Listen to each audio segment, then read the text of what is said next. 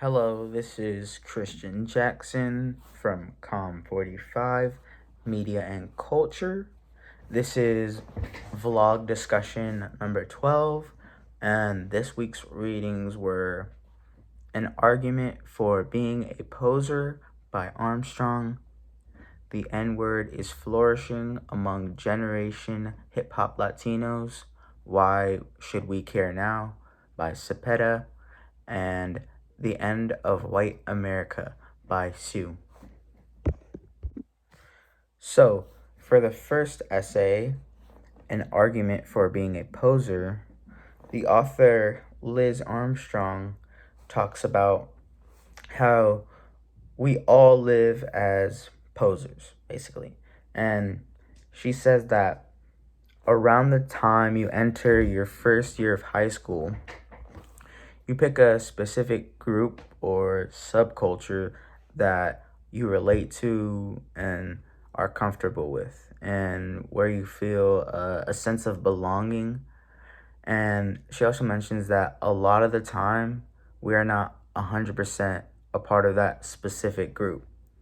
And she explains that this is why we are posers, and because we always try our hardest to fit in.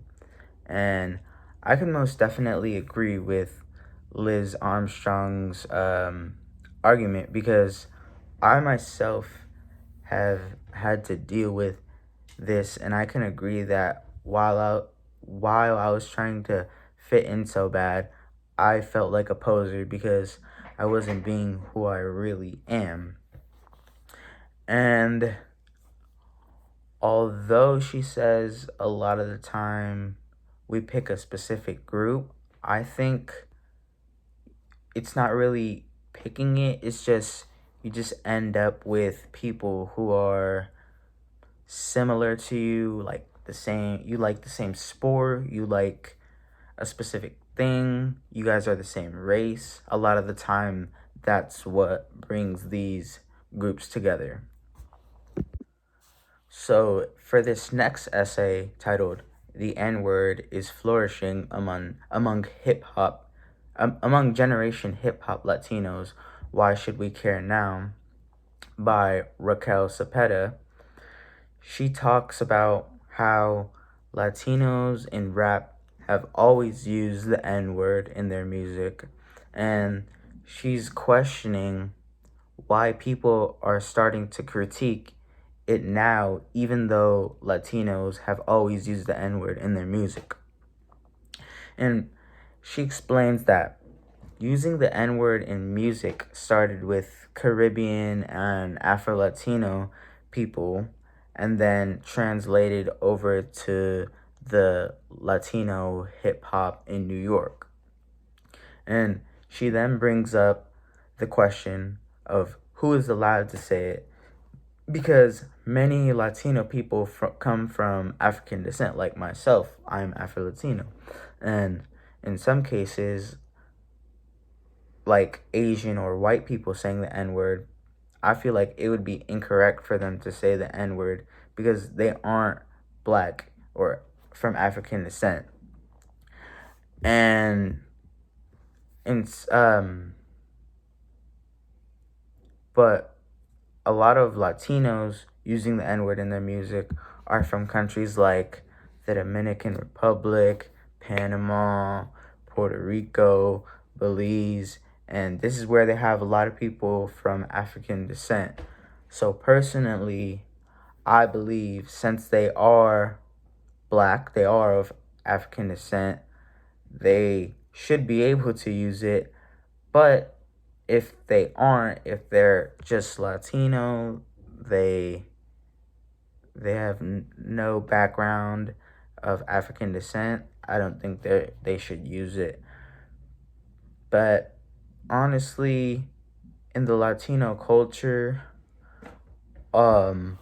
it's not really about racism. It's not really about using the word to be cool. It's kind of embedded in, like she said, in Latino hip-hop in New York. Like, a lot of the Latino community in New York, they live with African Americans and they're part of the same culture. And a lot of the time, the black people in these neighborhoods are okay with that because they understand where they're coming from. But yeah, that's just my opinion. So, for this last essay titled The End of White America by Sue, the author talks about how there are more and more people of color coming into the United States. And she says that in about 20 years, there won't be a minority race and we will all just be mixed together.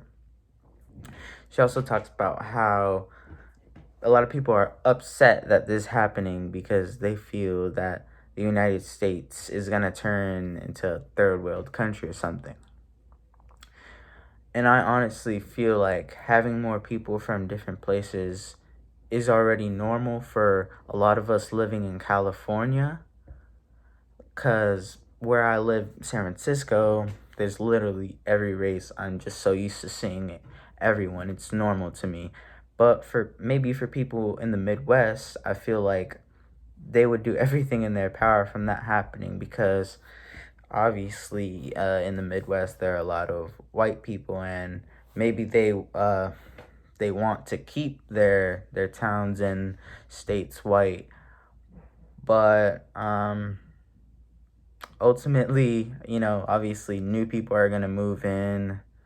And yeah, I honestly agree that in 20 years there won't be a minority race. But yeah,